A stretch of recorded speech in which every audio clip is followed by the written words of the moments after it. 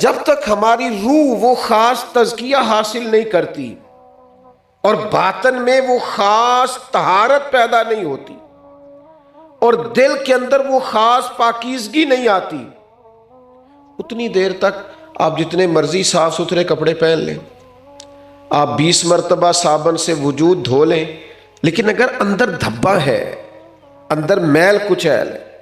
وہ کسی درویش نے کہا تھا کہ پاک ہوئے تے پاک کی ملدا ہی، بنا پاکوں پاک نہیں ملدا۔ جے تو پاک ہوئے تے پاک ہی ملدا ہی تے بنا پاکوں پاک نہیں ملدا۔ سارے جسم دے تون دے نالوں اکو تولا ہے ٹکڑا دل دا۔ وہ جو تیرے اندر دل کا ایک ٹکڑا ہے اسے دھو ڈال، اس کی صفائی کر، طہارت حاصل کر، باطنی پاکیزگی۔ سب سے پہلے باطنی پاکیزگی کے لیے سوچیں پاک کریں، ہر وقت نہ برا سوچا کریں۔ ساری دنیا غلط نہیں ہوتی، سارے رشتہ دار خراب نہیں ہوتے، سارے دوست لالچی نہیں ہوتے، سارے ہی سلام لینے والے مفاد پرست نہیں ہوتے۔ سب کے بارے میں اپنے ذہنوں کے اندر ہر وقت کے تصورات برے نہ پیدا کریں۔ جب بندہ ہر وقت ہی برا سوچتا ہے، بدگمانی کرتا ہے، بری رائے رکھتا ہے، تو پھر وہ آہستہ آہستہ نا باطنی طور پر سخت ہو جاتا ہے۔ جب وہ کسی کو اچھا سمجھتا ہی نہیں تو کسی سے محبت کرے گا؟ جب اس کی نظر میں کوئی بندہ ٹھیک ہی نہیں تو رحم کے جذبات پیدا ہوں گے، وہاں صلہ رحمی پروان چڑھے گی۔ اچھا سوچا کریں، اچھا سوچیں گے نا تو جو اللہ نے خوبصورت دنیا بنائی ہے یہ بڑی پیاری لگے گی۔ اللہ کہتا ہے میں نے بڑی حسین دنیا بنائی، لَقَدْ خَلَقْنَا الْإِنسَانَ فِي أَحْسَنِ تَقْوِيمٍ، پیارا بنایا انسان، لیکن ہم چونکہ سوچتے ہی بدگمانی کے ساتھ ہیں، ہمارے تصورات کے اندر، سوچوں کے اندر ہی بڑا میل کچیل ہوتا ہے، تو دل اکثر لوگوں کے بارے میں سخت رہتا ہے۔ اچھا سوچیں۔ نبی کریم علیہ السلام نے فرمایا اچھا سوچنا بھی اچھی عبادت ہے۔ بس اچھا گمان کریں، اچھا تصور کریں۔ ہمارے حضرت صاحب قبلہ عالم رحمۃ اللہ علیہ اکثر فرمایا کرتے تھے کہ کسی وقت کو بندہ صحیح سلام نہ بھی نہ لے اور کسی وقت کوئی بندہ مسکرا کے نہ بھی نہ بولے تو اسے متکبر نہیں کہنا یار ہو سکتا ہے بیچارہ پریشان ہو سکتا ہے اس کے وجود میں کوئی تکلیف ہو، اس کے لیے دعا کریں۔ دنیا میں دکھ تو دیکھیں کتنے پھیلے ہوئے ہیں، آزمائشیں دیکھیں کتنی ہیں، بیماریوں کا کتنا زور ہے، تو اگر ہر وقت کوئی مسکرا کے نہیں بھی مل سکا تو اس کا یہ مطلب تھوڑی ہے کہ لوگ سارے غلط ہو گئے۔ اچھا گمان، اچھی سوچیں، یہ آپ کے دل کو پاکیزہ کرے گی۔ اور دوسرا نا، حسد نہیں کرنا۔ اسی ویسے کردے نہیں، اسی کہنا دوجہ ہی کوئی کردہ ہے، کوئی بھی بندہ نہیں منتا میں کسی کو لو حسد کرنا تے پتہ نہیں پھر کردہ کون ہے۔ جی میں چونکہ مسافر ہوں نا تو پاکستان کے کونے کونے پہ سفر کرتا ہوں، تو میرا ایک پیار والا ٹرک ڈرائیور ہے، دوست ہے میرا، جاننے والا ہے، تو اس نے پیچھے لکھا ہوا ہے ٹرک کے نا کہ سڑیا نہ کر، دعا کریا کر۔ تو میں نے ایک دن اس کو کہا، چائے پہ مل گیا کسی جگہ، تو میں انہوں کہا تو کدے کو ساڑنا ہے؟ کہنا یہ اللہ دا شکر ہے میں تو کسی کو نہیں ساڑتا۔ تو میں کہا پھر تو اعلان کو کردا پھرنا ہے کہ دنیا ساڑ دی؟ آج کل تو کوئی مانتا ہی نہیں کہ کسی سے جلتا ہے، سوال ہی نہیں پیدا ہوتا۔ حالانکہ قرآن کہتا ہے وَمِن شَرِّ حَاسِدٍ اِذَا حَسَد، پناہ مانگو اس وقت سے جب کوئی حسد کرنے والا حسد کرے۔ حسد کرتے ہیں مانتے نہیں۔ اچھا ہمارے پنجابی میں حسد کا مطلب لوگ کرتے ہیں جلنا۔ حسد کرتا ہے یعنی مجھ سے دسو جڑا سڑدا ہوئے انہوں سکون مل سکتا ہے؟ وہ تو سڑن دیا ہے۔ تو وہ کہتا ہے میں بے چین رہتا ہوں، بے سکون رہتا ہوں۔ بھئی اگر آپ کسی سے جلتے ہیں تو یہ جلنا ہوتا ہے، اس کی تو تپش ہوتی ہے، اس سے تو بندہ بے قرار ہوتا ہے۔ اللہ کی تقسیم پہ راضی رہیں، کسی سے حسد کی ضرورت، رب نے جسے جو دیا ہے بہتر دیا۔ یہ جو ہمارا وجود ہے نا، یہ جو ہمارا چہرہ ہے، یہ ہماری مرضی سے نہیں۔ فی ای صورت ما شاء رکبک، اللہ کہتا ہے جیسے میں نے چاہا ہے ویسے تجھے بنایا ہے۔ تو یہ چہرہ کس کی چاہت ہے، ہماری کہ ہمارے رب کی مرضی ہے؟ تو پھر میرے بھائی جو میرا چہرہ ہے مجھے کسی اور کو دیکھ کر کوئی تھوڑا کسی احساس کا شکار ہونا چاہیے، کہنا چاہیے میں کوئی خود سے بنا ہوں، میں سب سے پیارا ہوں اس لیے کہ رب نے اپنی رضا سے میرا چہرہ بنایا ہے۔ اللہ نے جو ماں باپ مجھے دیے ہیں وہ سب سے کمال دیے، جو اساتذہ مجھے ملے ہیں وہ اساتذہ کسی کے بھی نہیں، جو شیخ اللہ نے مجھے عطا کیے، میں نیواں تے میرا دل بر سونا تے سونا جویں سویرا۔ او بھائی یہ تصور پیدا کریں اپنی زندگی میں، یہ خوش رہنے کا طریقہ ہے کہ جو میرے پاس ہے شاید ہی کسی کے پاس ہو، خدا جانے بلندی ہے کہ پستی، پر جہاں میں ہوں وہاں کوئی نہیں ہے۔ تو خوش رہیں گے آپ، حسد نہیں کریں۔ اور پھر تیسری بات، تکبر کا کبھی شکار نہیں ہونا۔ یہ تکبر آ جاتا ہے لوگوں میں، کچھ کا برادریوں میں بھی تکبر ہے، یہ جاہلانہ سوچ ہے۔ برادریاں تو تعارف کے لیے ہوتی ہیں، اور اقبال نے کہا تھا یوں تو سید بھی ہو، مرزا بھی ہو، افغان بھی ہو، تم سبھی کچھ ہو، بتاؤ کہ مسلمان بھی ہو۔ یہ بھی تو بتاؤ کہ اندر ایمان بھی ہے، کہ خالی کوئی قبیلے کا نام لے کے تم بلند و بالا ہو گئے ہو۔ تو برادری کا تکبر، اللہ تعالیٰ معاف کرے، کچھ لوگوں کو علم کا تکبر ہوتا ہے، وہ ساری دنیا کو جاہل کہتے پھرتے ہیں، فلانا بھی جاہل ہے، فلانا بھی ان پڑھ ہے۔ تو بھئی آپ پڑھے لکھے ہیں تو پھر آپ جاہلوں کو پڑھا دیں۔ نہیں سمجھ میں آئی بات؟ جاہل کو جاہل کہہ کے جان چھڑانا یہ تو آسان بات ہے، یہ تو کوئی بھی کر لے گا۔ آپ پڑھے لکھے ہیں، عالم ہیں، سمجھدار ہیں، ڈگری آپ کے پاس ہے، تو جاہلوں کو عالم کرو نا۔ نبی کریم علیہ السلام کا کمال کیا ہے کہ حضور نے عرب کے بدو جو اونٹ اور بکریاں چراتے تھے، محبوب نے انہیں دنیا کا رہنما بنا دیا ہے۔ یہ کیا، میں ایک دفعہ جہاز میں سفر کر رہا تھا، تو یہ فلائٹس جو عمرے کی ہوتی ہیں نا اکثر، ان میں بیچارے غریب لوگ بھی ہوتے ہیں جو کمیٹیاں ڈال ڈال کے عمرہ کرتے ہیں، یا کسی نے مہربانی کر دی تو اس نے بھیج دیا۔ تو وہ کچھ سادے لوگ بھی ہوتے ہیں دیہاتوں کے، اور ان پڑھ بھی ہوتے ہیں بعض اوقات۔ تو ایک بزرگ آئے، تو اب ظاہر ہے کہ روز تو وہ فلائٹ میں سفر نہیں کرتے، تو وہ جیسے بس میں لوگ بیٹھتے ہیں وہ بھی آ کے ویسے ہی بیٹھ گئے۔ جہاز کی جو سیٹ خالی نظر آئی وہ اس پہ بیٹھ گئے۔ اب وہ جہاز کا عملہ تھوڑا سا ان سے بحث کرنے لگا کہ آپ اپنا سیٹ نمبر دکھائیے اور آپ اپنی سیٹ پر جائیے، یہ تو آپ کی نہیں ہے۔ تو سادے آدمی تھے، تھوڑا سا گزارش کرنے لگے کہ چل کے پیچھے جاؤں گا تو یہیں ٹھیک ہے، مجھے جگہ مل گئی۔ تو میرے پیچھے ایک سیٹ پہ ایک نوجوان بیٹھا تھا، وہ کہنے لگا اے ساڈے پنڈ دے بندے نہیں سیانے ہو سکتے، انہیں انج دا ہی رہنا ہے۔ تو میں نے پلٹ کے دیکھا انہیں، میں نے کہا بابا جی آپ کے گاؤں کے؟ کہنے لگے ہاں۔ تو میں نے کہا آپ کتنا پڑھے لکھے ہیں؟ انہوں نے کافی بڑی ڈگری بتائی، غالباً MBA تعلیم بتائی ہوگی۔ میں نے انہیں کہا کہ یار اگر آپ کی ڈگری اس وقت آپ کے پاس ہوتی نا تو میں نے پکڑ کے نا آپ کی ڈگری کے 2 ٹکڑے کر دینے تھے۔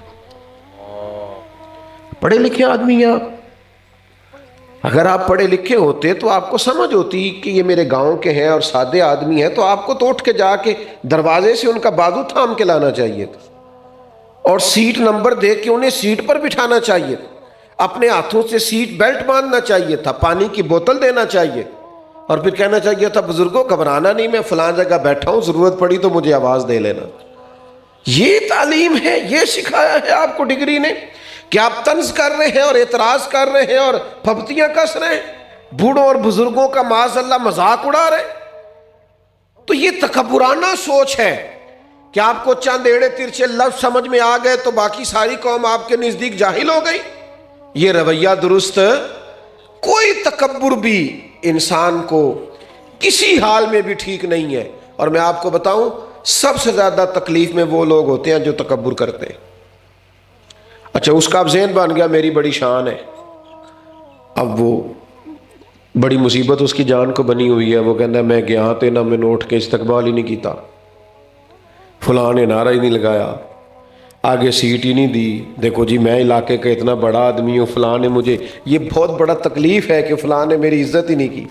تو بھائی عزتیں نہ مانگ کے لی جاتی ہیں نہ چھین کے لی جاتی ہیں، عزت تو وہ ہوتی ہے جو کوئی دل سے آپ کی عزت کرے۔ تو یہ آپ کے باطن پر دھبا ہے، حسد، تکبر، بدگمانی، یہ آپ کو تکلیف میں مبتلا کرے گا۔ دیکھو نا نبی کریم علیہ السلام کا مقدس طریقہ مبارکہ کیا ہے۔ حضرت انس بن مالک رضی اللہ تعالیٰ عنہ فرماتے ہیں، بخاری میں موجود ہے، فرماتے ہیں ملک شام کا ایک شخص حضور کی بارگاہ میں آیا تو عرب کے لوگ چونکہ بیچارے بیچے جاتے تھے اور خریدے جاتے تھے تو وہ آقاؤں سے بڑا ڈرتے تھے۔ وہ حضور کی بارگاہ میں آیا تو وہ کانپنے لگا، اس کے وجود پر راشا طاری تھا۔ تو قربان جائیں مدینے والے محبوب صلی اللہ تعالیٰ علیہ وسلم، میرے نبی پاک صلی اللہ تعالیٰ علیہ وسلم کریم فرمانے لگے کیوں ڈرتے ہو؟ تو اس کی آنکھیں آنسو برسانے لگیں، عرض کرنے لگا میں مدینے کی حکومت کے سربراہ کے پاس آیا ہوں، مجھے ڈر لگتا ہے کوئی ایسی بات نہ ہو جائے۔ اللہ کے حبیب علیہ الصلوۃ والسلام نے اس کی بات سنی تو پھر حضور کی آنکھوں میں آنسو آئے۔ حضور فرمانے لگے تو کسی بادشاہ کے پاس نہیں آیا، یہ دیکھو بات کہاں کی تھی چلی کہاں گئی۔ حضور فرمانے لگے تو اس بیٹے کے پاس آیا ہے جس کی ماں گوشت کے خشک ٹکڑے کھا کے بھی گزارا کر لیتی۔ تو آپ اپنی امت کو عاجزی سکھاتے ہیں، انکساری سکھاتے ہیں، وہ ہماری شان و شوکت، وہ ہمارا وہ حال، وہ ہمارے رویے، وہ ہمارے لہجوں کی رونق، وہ ہمارے لب و لہجے کا تکبر، وہ ہمارے مزاج میں فلاں نہیں سمارا تو فلاں نہیں سمارا، ان چیزوں سے ذرا اوپر اٹھنے کی ضرورت ہے۔ اگر کسی بھی قسم کے تکبر کا شکار رہیں گے دل اجڑ جائے گا، باطن ویران ہو جائے گا، اندر کی ساری فصل تباہ ہو جائے گی۔ اگر چاہتے ہیں کہ دل آباد رہے، روح آباد رہے، طبیعت حشاش بشاش رہے، مزاج میں روحانیت رہے، تو پھر دل پہ بوجھ کوئی نہیں لگنے دینا، بوجھ کوئی نہیں پڑنے دینا، دھبا کوئی نہیں لگنے دینا۔ اپنی روح کو تازہ دم رکھیں۔ نبی کریم علیہ السلام کی شان یہ ہے کہ حضور تزکیہ کی بات کرتے، پاکیزگی کی بات کرتے، نفاست کی بات کرتے۔ ایک حدیث سنیے، یہ مسند امام احمد بن حنبل میں موجود ہے۔ حضرت عبداللہ ابن عمر رضی اللہ تعالیٰ عنہ فرماتے ہیں میں اور ایک اور صحابی حضور کی بارگاہ عالی مرتبت میں حاضر تھے، بڑا ہی خوبصورت وقت تھا۔ مجھے بتائیے نا جب صحابہ آقا کے حضور حاضر ہو اور حضور کی مقدس اور پر نور آنکھوں سے فیض یاب ہو رہے ہوں تو اللہ کی کس قدر رحمت اس وقت برس رہی ہوگی۔ فرماتے ہیں کہ ہم نبی کریم علیہ السلام کی عالی مرتبت بارگاہ میں اور ایک اور صحابی حاضر تھے تو دروازے پہ دستک ہوئی، تو بڑی ہی شانوں والی بات حضور نے بیان کی، دریائے کرم کھل کے گویا برسا۔ حضور فرمانے لگے دروازہ کھولو، جو شخص دروازے پہ آیا ہے وہ جنتی ہے۔ آپ کی توجہ ہے میری بات پر؟ جو دروازے پہ آیا ہے وہ کہتے ہیں ہم تو اس کے مقدر پہ ناز کرنے لگے کہ نبی پاک علیہ السلام نے جسے جنتی فرمایا ہے۔ فرماتے بندہ آیا تو بڑا سادہ سا، اس نے آتے پروٹوکول نہیں مانگا، کوئی ایسا رویہ نہیں دکھایا کہ جو رویہ بڑا انوکھا ہو، بڑی سادگی سے، بڑی محبت سے، بڑے خلوص سے آیا، اور آیا اس طرح کہ وضو کیا ہے تو داڑھی سے پانی کے قطرے گر رہے ہیں، کچھ سامان، کچھ جوتے، چند چیزیں تھام رکھی ہیں، ایک کونے میں اس نے وہ چیزیں لا کے رکھی۔ مسکینوں کے پروٹوکول نہیں نہ ہوتے، اسی کسے دے کچھ بھی نہیں لگتے تے نہ کوئی ساڈا دردی۔ وہ آئے سادگی سے، سامان رکھا، حضور کی بارگاہ میں سلام نیاز عرض کیا اور پھر چند گزارشات حضور سے کی، اجازت لی اور خاموشی سے رخصت ہو۔ یہی شان ہے رب کے بندوں کی۔ اٹھ بلیا چل اوتھے وسیے جتھے وس دے سارے انے، نہ کوئی ساڈی ذات پچھانے نہ کوئی سانو منے، پرواہ ہی نہیں ہے کہ کوئی بڑا لمبا چوڑا تذکرہ ہو، بات ہو۔ خاموشی سے آئے، کام کیا، رخصت ہو گئے۔ فرماتے ہیں مجھے بڑا رشک آیا کہ کیسا عظیم آدمی ہے جسے نبی پاک نے جنتی کہا ہے۔ میں ساری رات اس کے مقدر پہ ناز کرتا رہا۔ فرماتے ہیں اتفاق کی بات یہ کہ اگلا دن تھا، اسی طرح ہم چند لوگ بیٹھے تھے، پھر دروازے پہ دستک ہوئی۔ آج پھر دریائے کرم جوش پہ، فرمایا کھولو بھی دروازہ، جو دروازے پہ کھڑا ہے وہ جنتی ہے۔ اچھا ہم سمجھ رہے تھے ایک اور کے مقدر جاگ گئے، لیکن لطف کی بات دیکھو، کرم بالائے کرم دیکھو، دروازہ کھولا تو وہی بندہ تھا جو کل آیا تھا۔ وہ تیرے نصیب دو دو بار جنت کی بشارت، اسی طرح سادگی میں حاضری دی، رخصت ہو گئے۔ ہم بڑے حیران تھے کہ کمال مقدر پائے ہیں اس شخص نے۔ فرماتے ہیں رات بھر ہم سوچتے رہے کہ کیسا نصیبوں والا ہے، اس نے اتفاق۔ تیسرا دن تھا، وہی جگہ تھی، وہی مقام تھا، وہیں بیٹھے تھے، پھر دستک ہوئی۔ حضور نے فرمایا کھولو بھی دروازہ، جنتی آیا ہے۔ تو کہتے ہیں دروازہ کھولا تو وہی بندہ تھا جو پہلے 2 دن آیا ہے۔ جب وہ اجازت لے کے رخصت ہوا تو سیدنا عبداللہ فرماتے ہیں کہ میں نے بھی عرض کی حضور مجھے اجازت ہے؟ کریم نے فرمایا اجازت ہے۔ کہتے ہیں میں اس کے پیچھے پیچھے ہو لیا، جا کے سلام لی۔ اس نے وعلیکم السلام کہا۔ کچھ گفت و شنید کے بعد میں نے اس سے کہا کہ میں تیرا مہمان بننا چاہتا ہوں کہ 2-3 دنوں کے لیے۔ تو بڑی عجیب بات تھی، جس بندے کا 2-3 گلیاں چھوڑ کے گھر ہے وہ مہمان بننا چاہتا ہے، تیرا مہمان بننا چاہتا ہوں۔ کہتے ہیں وہ مجھ سے کہنے لگا میں کوئی امیر آدمی نہیں، جو روکھا سوکھا گھر میں پکے گا پیش کر دوں گا، آنا چاہیں تو بسم اللہ۔ حضرت عبداللہ ابن عمر فرماتے ہیں میں دراصل نہ دیکھنا چاہتا تھا اس کے ساتھ رہ کے کہ آخر کیا عمل کرتا ہے کہ نبی کریم نے 3 مرتبہ جنت کی بشارت عطا کی۔ اجی میں اسی پتہ نہیں کر دے کہ پتہ کرو فلانا امیر کہیں جو ہے، مشہور کہیں جو ہے، تو میں یہ کچھ چیزیں محض اللہ کے فضل پہ ہوتی ہیں، یہ جاسوسی نہیں کرنی چاہیے، اللہ سے اس کا فضل مانگنا چاہیے۔ ہاں خیر طلب کرنا، اچھا مشورہ لینا، اچھی بات کی تقلید کرنا، یہ برا نہیں ہے۔ کہتے میں 3 دن اور 3 راتیں اس کا مہمان رہا، ڈھونڈنا چاہتا تھا وہ کیا عمل کرتا ہے، لیکن کوئی چیز مل نہیں سکی۔ وہ عشاء جماعت سے پڑھتا، اٹھ کے فجر جماعت سے پڑھتا، میں تو تہجد بھی پڑھتا تھا۔ حضرت عبداللہ فرماتے ہیں وہ پنیر کے خشک ٹکڑے خیرات کرتا تھا، میں تو اس سے زیادہ پیسے اللہ کے راستے میں خرچ کر، کوئی چیز ملی نہیں کہ جو اتنی شان والی ہو کہ 3 بار جنت کی بشارت۔ فرماتے میں تیسرے دن لوٹنے لگا تو وہ بھی پریشان تھا کہ میں کیوں رہا، تو میرے دل میں بھی خیال تھا کہ بات کوئی نہیں ملی جس لیے آیا تھا۔ تو میں نے اس سے کہا جاتے ہوئے مجھے ضرورت نہیں تھی تیرا مہمان بننے کی، لیکن بتاؤں میں 3 دن اور 3 راتیں تیرے ساتھ کیوں رہا؟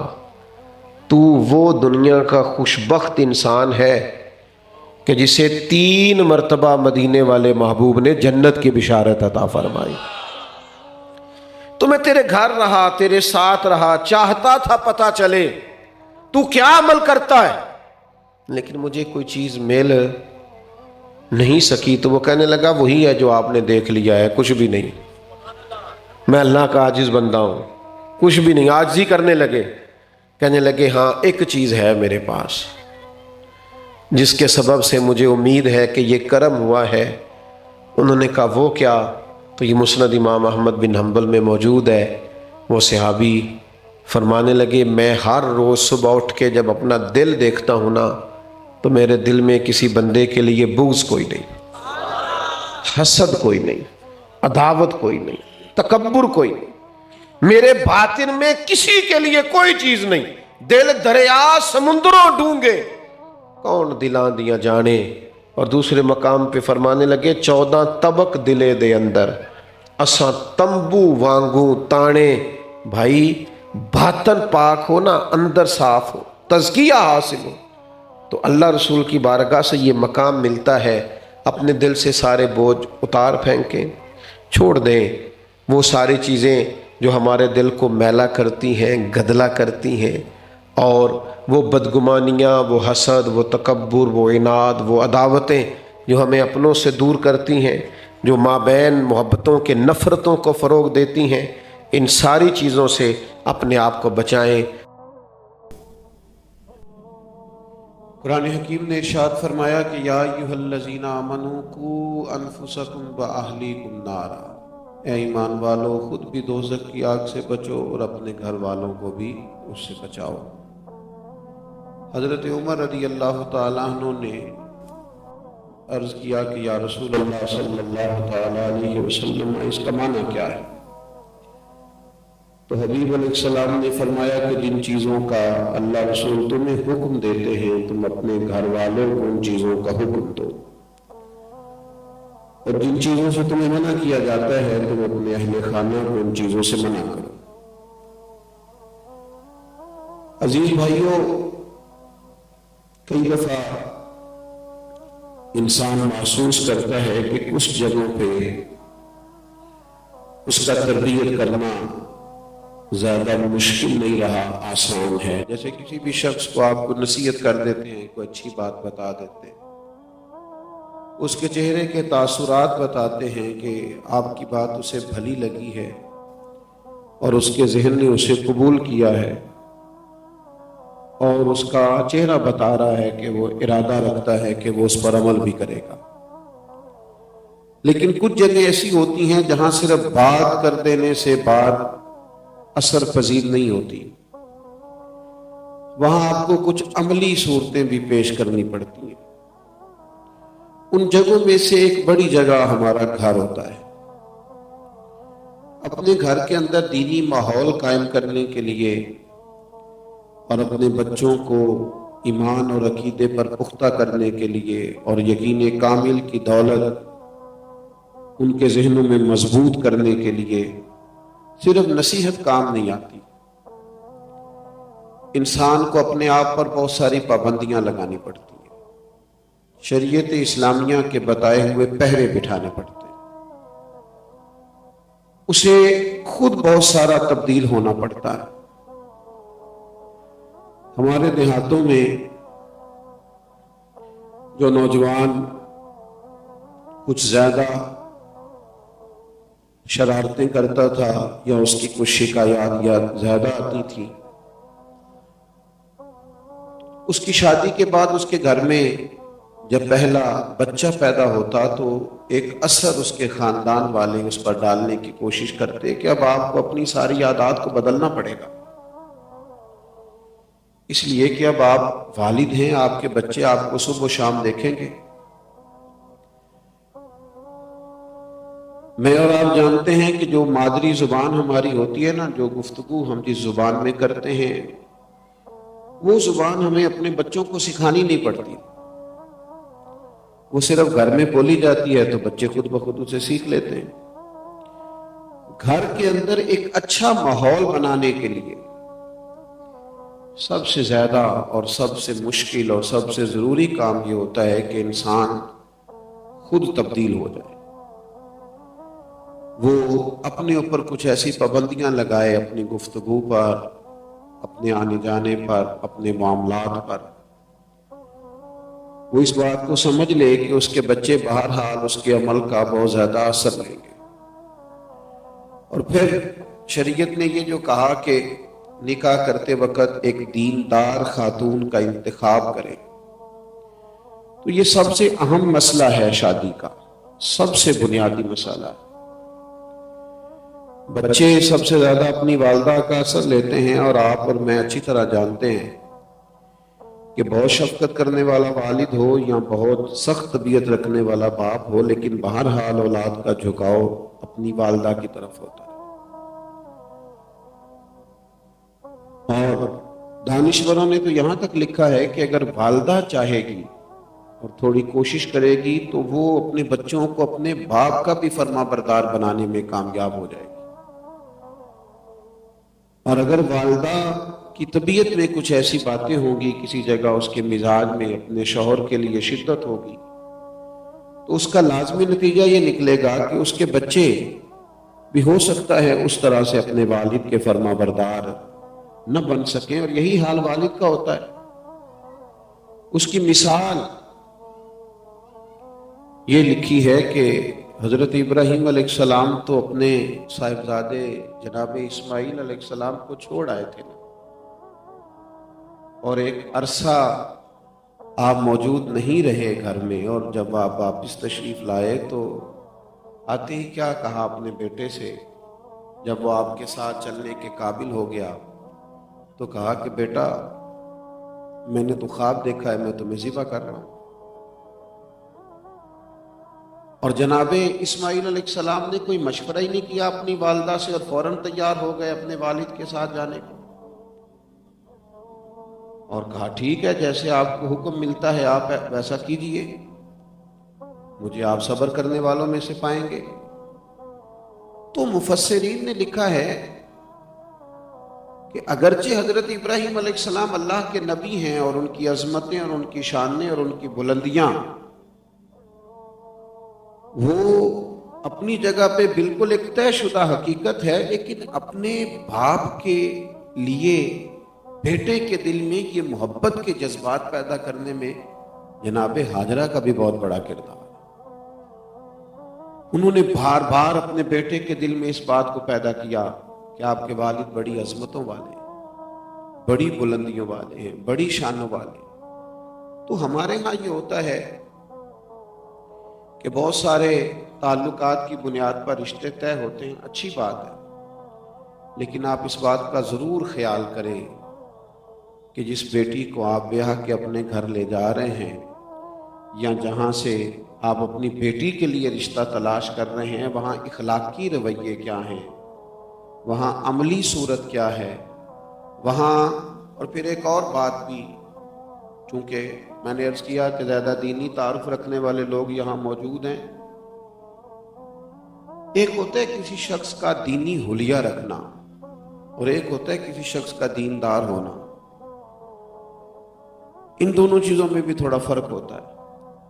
ہمارے ہاں اللہ ماشاءاللہ بعض جگہوں پہ یہ بھی ماحول ہوتا ہے کہ بہت اچھا دینی حلیہ ہے اور وضاقتہ بڑی خوبصورت ہے اور طبیعت کو اپنی طرف کھینچتی ہے، لیکن یاد رکھیے کہ اس کے پیچھے اخلاق کا ہونا، اخلاص کا ہونا، عاجزی کا ہونا، اس کے پیچھے نظریات کا پختہ ہونا، اس کے پیچھے ساری عملی صورتوں کا ہونا، بہرحال کچھ نہ کچھ اس پر بھی توجہ ہونی چاہیے، تاکہ جہاں بہت زیادہ وقت گزارا جائے گا ان چیزوں کو ذرا تھوڑا دیکھ لیا جائے۔ ہم نے دیکھا ہے کہ گھر میں ساری آسانیاں موجود ہوں، اللہ تعالیٰ کی عطا سے تمام سہولیات موجود ہوں، لیکن جس گھر میں میاں بیوی کا آپس میں محبت کا رشتہ نہ ہو، وہاں رہنا مشکل ہو جاتا ہے۔ وہاں بچے شدید ترین تکلیف میں وقت گزارتے ہیں، وہاں کے حالات بڑے اعصاب شکن اور بڑے تکلیف دہ ہوتے ہیں۔ لہذا سب سے پہلے تو یہ پہلو قابل غور ہے، اور پھر اس پر یہ کہ ہمارے ہاں بعض لوگ جب اللہ تعالیٰ کے فضل اور توفیق سے انہیں کچھ دینی ماحول ملتا ہے تو پھر وہ بہت ساری چیزوں کو نہایت سختی کے ساتھ ٹھیک کرنا چاہتے ہیں، اور پھر یہ بھی ہوتا ہے کہ وہ کوشش کرتے ہیں کہ میں نے جو حکم دیا ہے وہ آج شام تک پایا تکمیل تک پہنچنا چاہیے۔ یہ بھی خیال ہوتا ہے کہ ڈیوٹی تو صرف میں کرتا ہوں چونکہ میں گھر سے باہر ہوتا ہوں، وہ حکمت کے تقاضوں کو پیش نظر نہیں رکھتے۔ ہم نے دیکھا ہے کہ بچوں کو اس طرح ڈانٹا جاتا ہے، اس طرح ڈانٹا جاتا ہے کہ وہ بھی ایک طرح سے نہایت جبر محسوس ہوتا ہے۔ آپ کے بچے نے ایک آدھ غلطی کر لی ہے، لیکن پھر اس کی تو بیچارے کی کئی مہینے تک اس پر تبصرہ ہی جاری رہا ہے، اور پھر بار بار کہا جا رہا ہے کہ مجھے تو پہلے پتا تھا تم ٹھیک نہیں ہو سکتے۔ میں کہا کرتا ہوں دوستوں سے کہ بچوں کی تربیت تو بڑے غیر محسوس طریقے سے کرنی چاہیے۔ انہیں کسی بات کی نصیحت کرنے کے بعد روز پھر اس بات پر ان کے ساتھ گفتگو کرنا اور لہجے میں نہایت سختی رکھنا۔ مسند امام احمد بن حنبل میں سیدہ عائشہ صدیقہ رضی اللہ تعالیٰ عنہ کی وہ روایت موجود ہے، فرماتی ہیں کہ نبی کریم علیہ السلام نے ارشاد فرمایا، اللہ تعالیٰ جس گھر کے ساتھ بھلائی کا ارادہ فرماتا ہے نا، اس گھر والوں کو اللہ تعالیٰ نرمی عطا فرماتا ہے، ان کے لہجے، ان کا مزاج نرم ہوتا ہے، وہ اچھے طریقے سے سلیقے سے۔ ایک بزرگ آ گئے بچے کو دم کرانے کے لیے، تو اب وہ کہا حضرت ذرا اس کو پھونک دیں، اور ساتھ اس کی ساری کمزوریاں بھی ایک ہی نشست میں ذکر کر دی۔ باقی دو تین بھائی بڑے اچھے تھے، یہ ضدی بھی زیادہ ہے، نافرمان بھی ہے، پڑھائی میں بھی کمزور ہے، باقی سارے معاملات بھی اس کے دوسروں سے منفرد ہیں. اب وہ بیچارہ بچہ، ایک آدھ کمزوری یقیناً پائی جاتی ہوگی، لیکن وہ کئی دفعہ ایسا ہوتا ہے کہ وہ پختہ ہو جاتا ہے کہ بالکل جیسے کہا جا رہا ہے میں ویسا ہی ہوں. اور باقی اپنے سارے بہن بھائیوں سے وہ اپنے آپ کو الگ تھلگ محسوس کرتا ہے. سب بچے ذہین نہیں ہوتے. یہاں علماء بیٹھے ہیں، جب آپ کلاس روم میں جاتے ہیں تو سب بچے ایک جیسے کہاں ہوتے ہیں؟ سب ایک ہی شعبے میں کہاں مہارت رکھتے ہیں؟ سب کو اللہ تعالیٰ نے الگ الگ ذہن دیا ہوتا ہے. اللہ تعالیٰ کی یہ تقسیم ہے. مشکاہ شریف میں ہمیں وہ حدیث پاک میں ملتی ہے، جب کسی بھائی نے آ کے شکایت کی تھی کہ یا رسول اللہ صلی اللہ تعالی علیہ وسلم، یہ بھائی میرا آپ کے پاس بیٹھا رہتا ہے اور میں کام کرتا ہوں. تو ان کے الفاظ حضور کی بارگاہ تک پہنچتے تو جو محبوب کریم علیہ السلام نے بات ارشاد فرمائی وہ بھی ایک نیا عنوان ہمارے سامنے رکھتی ہے. حضور فرمانے لگے اللہ تعالیٰ جو تجھے رزق عطا فرماتا ہے وہ اس کی برکت سے عطا کرتا ہے. آپ بات کو سمجھیے. بعض اوقات یہ ہوتا ہے کہ ایک آدمی بہت باصلاحیت ہو جاتا ہے، اور ہمارے ہاں یہ ہوتا ہے کہ جو آدمی باصلاحیت ہو جاتا ہے یا کسی وجہ سے معروف ہو جاتا ہے وہ مشورے بھی بہت دیتا ہے، اور پھر وہ پسند کرتا ہے دوسروں کو یہ کہنا کہ شاید یہ تو کچھ جانتے ہی نہیں، کچھ رکھتے ہی نہیں، کچھ سمجھ بوجھ ہی نہیں رکھتے، کچھ محنت ہی نہیں کرتے. وہ بالکل ہر وقت رائے دیتا رہتا ہے. یاد رکھیے گا، بڑے اچھے طریقے سے اور تھوڑا سا غور کر کے اس نقطے تک پہنچ کر جس نقطے سے ہمیں محسوس ہو رہا ہے کہ ہماری بچے کسی ایسے رستے کی طرف جا رہے ہیں کہ جہاں وہ مشکل محسوس کر رہے ہیں، تو انہیں وہاں سے واپس لایا جائے، انہیں ایسا ماحول فراہم کر کے دیا جائے. پھر سب سے اہم اور ضروری بات یہ ہوتی ہے کہ بچوں کے نظریات کیا ہیں، ان کی سوچیں کیا ہیں. یہ کچھ عرصے سے ہم دیکھ رہے ہیں عقائد و نظریات کے معاملات کے اندر نوجوانوں کا کچھ ایسے لوگوں کی طرف رجوع کرنا کہ جن لوگوں کے نظریات درست نہیں ہیں.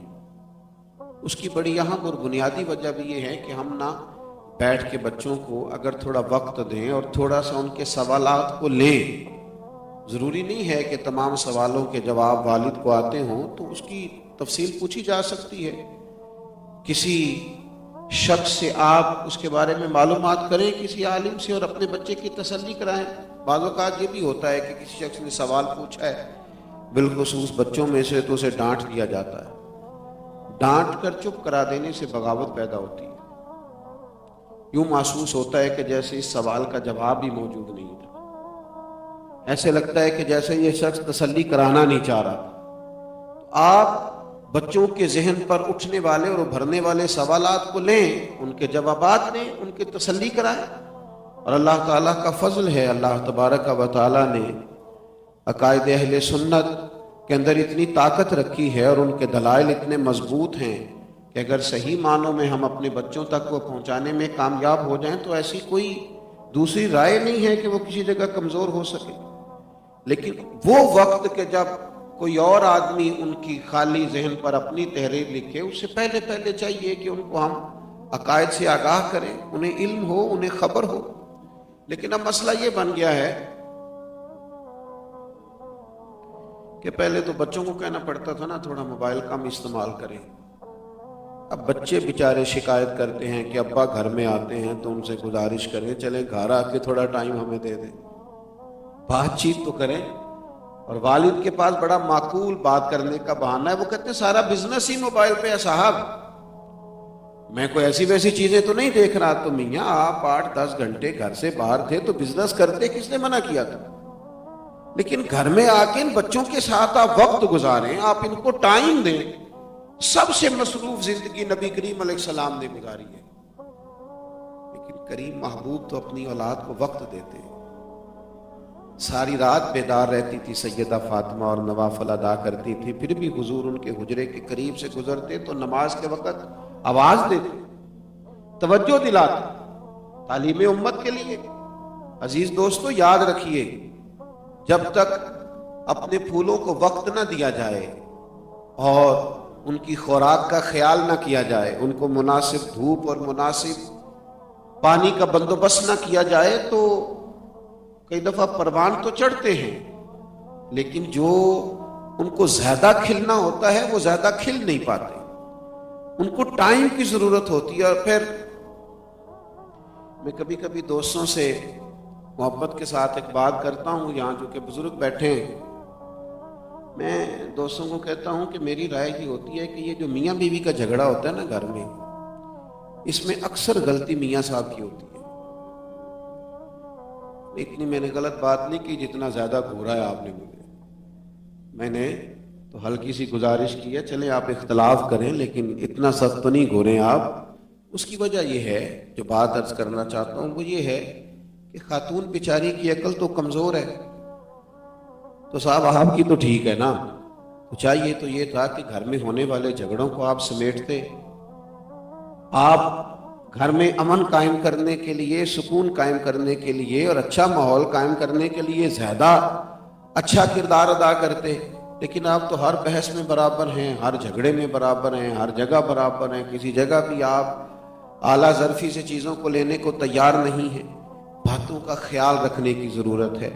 حضرت سیدہ عائشہ صدیقہ رضی اللہ تعالیٰ عنہ فرماتی ہیں، ایک دن نبی کریم علیہ السلام نے مجھ سے ارشاد فرمایا کہ عائشہ، جب آپ مجھ سے راضی ہوتی ہیں تب بھی مجھے پتہ چل جاتا ہے، اور جب آپ کسی جگہ اپنے دل میں کوئی بات رکھے ہوئے ہوتی ہیں تب بھی مجھے پتہ چل جاتا ہے۔ تو میں نے عرض کی، یا رسول اللہ صلی اللہ تعالیٰ علیہ وسلم، آپ ارشاد فرمائیے۔ تو کریم مسکرانے لگے، حضور فرمانے لگے، آپ کبھی کبھی قسم اٹھاتی ہیں، جب آپ پوری طرح راضی ہوتی ہیں تو کہتی ہیں مجھے رب محمد کی قسم، اور جب کسی جگہ دل میں کوئی بات ہوتی ہے تو پھر آپ فرماتی ہیں مجھے حضرت ابراہیم خلیل کے رب کی قسم ہو۔ مجھے بتائیے، اس طرح کا ماحول اور اس طرح چیزوں کا خیال رکھنا اور اس طرح کا انداز جو اللہ کے حبیب علیہ السلام ہمیں عطا فرماتے ہیں، یہ اگر تھوڑا سا اپنے گھر کے اندر وقت دے کر اس ماحول کو دیکھا جائے، انداز کیا ہوگا۔ جناب عائشہ صدیقہ فرماتی ہیں، میں نے فوراً عرض کیا کہ مجھے رب محمد کی قسم ہو، میری زبان سے نام ہی جاتا ہے، میرے دل میں آپ ہر وقت موجود رہتے ہیں۔ عزیز بھائی، اپنے گھر میں معاملات کو بہتر کرنے کے لیے، اور پھر ہم سب انسان ہیں، ہمارے اندر انسانی کمزوریاں موجود رہتی ہیں، بہت ساری جگہوں پر ان کا غلبہ بھی ہوتا ہے، اور نہ چاہتے ہوئے بھی بعض کمزوریاں زندگی میں انسان سے رہ جاتی ہیں۔ اپنی کمزوریاں آگے تقسیم نہیں کریں، اپنی غلطیوں پر، اپنی خوبیوں پر سب سے زیادہ گواہ ہم خود ہوتے ہیں۔ ان کمزوریوں کو آگے تقسیم نہ کریں، ہمیں پتہ ہوتا ہے کہ کہاں کہاں ہمارے مزاج میں، طبیعت میں کمزوری ہے، اس کا تھوڑا خیال فرمائیں۔ ہو سکتا ہے، چلیں ایک منٹ کے لیے فرض کیجئے، مان لیا، معاذ اللہ ایسا ہونا تو نہیں چاہیے، مان لیا آپ نے کسی مجبوری کے تحت ہی کبھی بچے سے کہا ہوگا کہ باہر جو آیا اسے کہہ دو میں گھر میں موجود نہیں، یا یہ میرا ٹیلی فون سن لیں اور بتا دیجئے کہ میں کسی جگہ مصروف ہوں، معاذ اللہ آپ نے، چلیں ایک، میں نے کہا فرض کیا، مان لیا ایک منٹ کے لیے، آپ نے تو شاید بہت مجبوری میں ایسا کہا ہوگا اپنے تئیں، لیکن پھر ساری زندگی آپ گزارش کریں گے اپنے بیٹے سے کہ بیٹا میرے ساتھ سچ بولو، لیکن وہ بولے گا نہیں، اس لیے کہ آپ نے اسے طریقہ سکھایا ہے جھوٹ بولنے کا۔ آپ کی تائید سے اس نے بات کی ہے، اسے سمجھ آ گئی ہے کہ اپنے دفاع کے اندر جھوٹ کیسے بولا جاتا ہے، وہ تو وہ طے کر لے گا۔ اور پھر سب سے زیادہ اذیت میں ماں باپ آتے ہیں، اہل خانہ آتے ہیں۔ میں نے دیکھا ہے گھر والی شکایت کر رہی ہوتی ہے کہ تو کم خرچ دیا کر، پر یہ تو بتایا کر جا کہاں رہا ہے، اور جہاں بتاتا ہے وہیں جایا کر۔ یہ رشتے جو خالصتاً اعتماد پر قائم ہونا ہوتے ہیں، ان میں کمزوری آ جاتی ہے۔ اور دنیا میں سب سے کامیاب تاجر وہ ہوتا ہے جس پر لوگ اعتماد کرتے ہیں، سب سے کامیاب شخص وہ ہوتا ہے جس پر لوگ اعتماد کرتے ہیں، اس کی بات سنتے ہیں کہ یہ معقول آدمی ہے، معقول بات کرتا ہے، کمزور بات نہیں کرتا، جھوٹ نہیں بولتا۔ تو اپنے گھر کے اندر دینی ماحول کو لانے کے لیے، خوشگوار ماحول کو لانے کے لیے، ایک ذمہ دار کی حیثیت سے اپنی ڈیوٹی کو سر انجام دیا جائے۔ میرا ایک بڑے سادے خاندان سے تعلق ہے، वालिद और वालदा दोनों ज़्यादा पढ़े लिखे नहीं थे और देहात का सादा सा माहौल था। बहुत देर के बाद मुझे अपने वालिदैन की एक आदत की समझ आई। बहुत देर के बाद हमारी वालदा हमारे वालिद के बारे में जब भी तबसरा करती वो हमसे एक ही बात करती कि बेटा बड़ी मुशक्कत की तुम्हारे बाप ने जिंदगी पर, बहुत महंगा लिबास नहीं पहना, बहुत आसान जिंदगी नहीं गुजारी, तुम्हारी खातिर बड़ी मेहनत की, इनका ख्याल रखा करो। और वालिद साहब कभी गुफ्तगू करते वालिदा के हक में तो वो कहते बेटा तुम्हारे ननिहाल वाले कुछ अमीर थे, हम उनके लिहाज से कुछ थोड़ा माली तौर पर कमजोर थे, लेकिन तुम्हारी अम्मा जब से आई उन्होंने कभी महसूस नहीं होने दिया, कभी उन्होंने किसी चीज को महसूस नहीं होने दिया। यहाँ बड़े अच्छे तरीके से वफादारी से वक्त गुजारा और तुम्हारे लिए गुजारा, और इसी माहौल में अपने आप को उन्होंने पूरे तौर पर इसका हिस्सा बनाया। वो बाद में अंदाजा हुआ बहुत देर के बाद कि वो तो गैर महसूस तरीके से एक दूसरे के हक में दलील देते थे और कायल करते थे और घर के माहौल को सही रखने में किरदार अदा करते थे।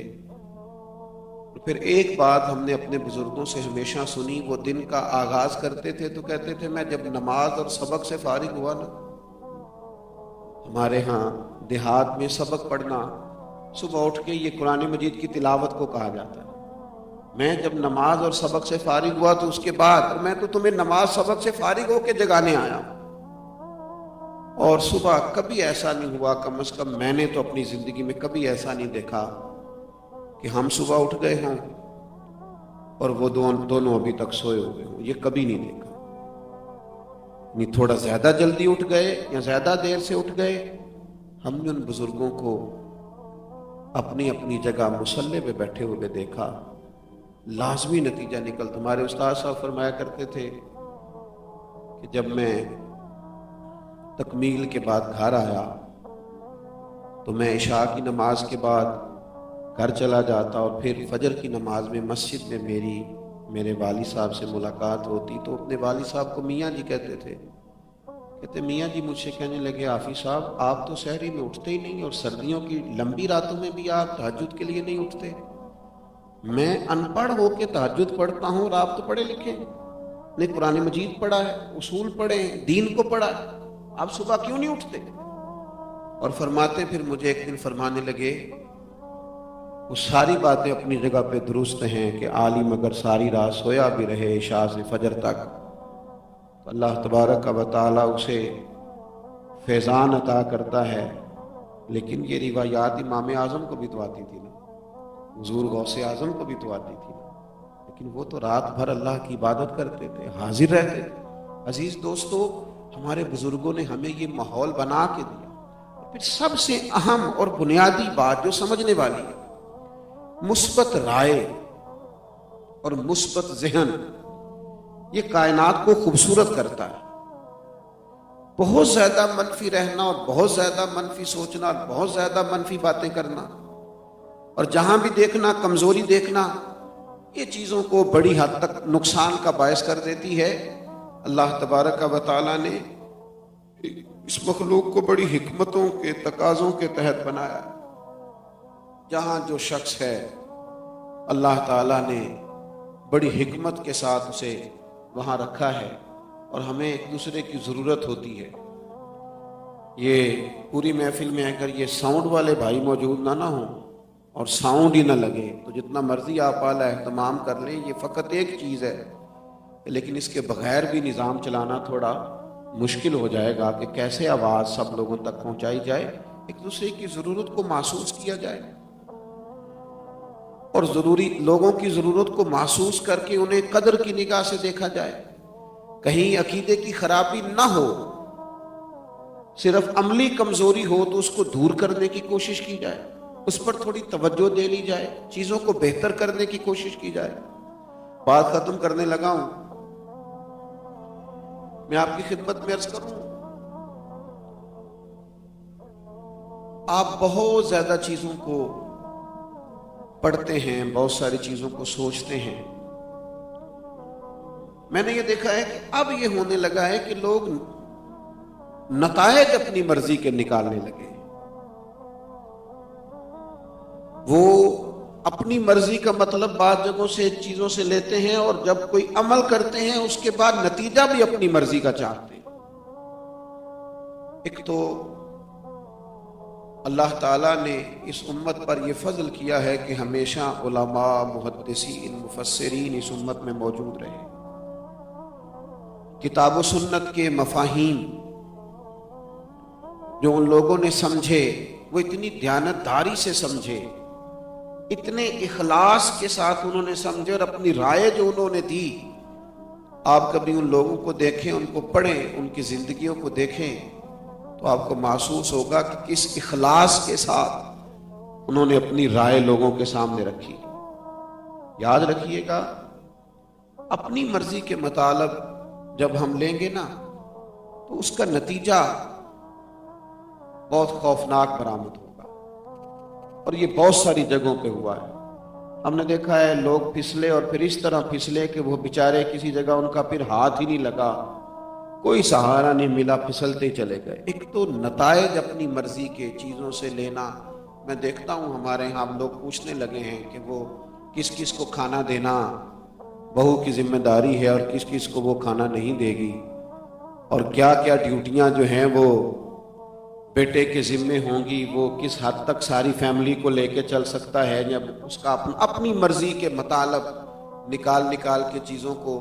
اور وہ جیسے بنی اسرائیل کا طریقہ تھا نا، کیا فتؤمنون ببعض الکتاب وتکفرون ببعض، کتاب کے بعض حصے کو مان لینا اور بعض سے کفر کرنا. اپنی جیسے یہ مسئلہ سب مردوں کو یاد نہیں کہ اسلام میں 4 شادیاں جائز ہیں، اور بھی بہت کچھ جائز ہے، باقی چیزیں بھی یاد کر لیں. اسی طرح کے بعض مسائل ہمارے نوجوانوں نے یاد کیے ہیں، اور وہ دین کی روح جو ہے، جو ہمارے بزرگوں نے نچوڑ بیان کیا ہے، اس کو نہیں سمجھتے اور چند ایک چیزیں کہیں سے لیتے ہیں، سنتے ہیں، اور پھر بس اسی پر وہ اپنا وقت سارا گزار دیتے ہیں. اپنی مرضی کے مطالب نہ لیں. یہ دیکھیں کہ کتاب و سنت کے مفاہیم تو بیان کیے جا رہے ہیں صدیوں سے. مجھے ایک صاحب چند دن پہلے کہنے لگے کہ کیا ضرورت پڑی قرآن مجید کی تفسیر کرنے کی، اور میں نے کہا اللہ کے بندے، قرآن مجید کی تفسیر کی ضرورت تو اس دور صحابہ میں ہی محسوس ہوئی. لوگ پوچھتے تھے جا کے ایک دوسرے سے کہ اس آیہ مبارکہ کا معنی کیا ہے. حضرت فاروق اعظم رضی اللہ تعالیٰ عنہ نے تمام صحابہ کی محفل میں ایک بات چھیڑ دی، فرمایا اذا جاء نصر اللہ والفتح، اس کا معنی بیان کریں. تو تمام صحابہ نے اپنی اپنے شعور کے مطابق اس کا مفہوم بیان کر بڑا عمدہ بیان کیا. جناب عبداللہ ابن عباس سامنے بیٹھے تھے اور خاموش تھے. جناب فاروق اعظم کہنے لگے آپ بھی تو کوئی بات کریں، ہم آپ سے سننا چاہ رہے ہیں. تو حضرت عبداللہ ابن عباس فرمانے لگے حضور، یہ سورہ مبارکہ نبی پاک علیہ السلام کے وصال کی طرف اشارہ کرتی ہے کہ اب اللہ کی مدد آ گئی، فتح حاصل ہو گئی. اب نبی کریم علیہ السلام جس ذمہ داری کے لیے تشریف لائے تھے وہ پوری ہو گئی. یہ سورہ مبارکہ بتاتی ہے کہ حضور کا وصال ہوگا. باقی تمام نے بھی مفہوم بیان کیا، لیکن حضرت عبداللہ ابن عباس نے بات کی تو صحابہ رونے لگے، کیفیات اور ہو گئی. فرمایا یہی وجہ ہے کہ میں اس کالی زلفوں والے نوجوان کو مشورہ لیتے وقت آگے بٹھاتا ہوں، اس لیے کہ یہ قرآن مجید کا فہم زیادہ رکھتے. تو یاد رکھیے گا کہ ہمارے اکابرین نے قرآن مجید کی تفاسیر بیان کی اور اپنے اپنے دور میں وہ ہوتی رہیں، لیکن اس شخص کے لیے جو اس کی اہلیت رکھے. تو ایک تو اپنی مرضی کے مطالب بیان کرنا اور ان چیزوں کو لے کر پھر اس پر اڑ جانا، اور پھر لے کے بھی اس طرح سے بات آتے ہیں کہ بعض اوقات وہ سمجھ نہیں آتی کہ بھئی یار آپ ہی تھوڑا سوچ لیتے. ایک چیز آپ نے فیس بک سے سیو کی اور وہ صرف 1 صفحے کی، اور آپ اسے لے آئے ہیں، اس کے آگے بھی تو کچھ ہوگا، اس کے بعد بھی تو کچھ ہوگا. تو ایک گزارش میری یہ ہے، اور پھر زندگی میں محنت کریں، نتیجہ اللہ تعالیٰ پہ چھوڑ دیں.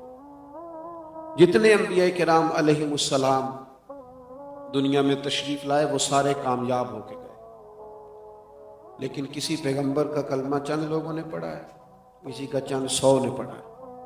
انبیاء کامیاب گئے، اس لیے کہ اللہ تعالیٰ نے جو ان کے ذمے کام لگایا تھا وہ کام انہوں نے پورا کیا، انہوں نے ڈیوٹی پوری کی۔ باقی ہدایت تو اللہ تعالیٰ کے دست قدرت میں ہے، جب چاہتا ہے جسے چاہتا ہے عطا کرتا ہے۔ ہم نے اپنے گھر میں، اپنے اہل خانہ میں، یا جس جگہ باقی ہماری ذمہ داریاں ہیں وہ ڈیوٹی پوری کرنی ہے، ذمہ داری پوری کرنی۔ یہ جو بہت زیادہ انزائٹی ہے نا کہ میں ہی ناکام کیوں ہو گیا اور میں ہی پیچھے کیوں رہ گیا، کیا وجہ تھی، میں نے جدوجہد بھی بڑی کی اور میرا گھر ہی پیچھے کیوں رہ گیا، اس کو چھوڑ دیں۔ اس لیے کہ ہم نے محنت کرنی ہے اور نتیجہ اللہ تعالیٰ پہ چھوڑ دینا ہے۔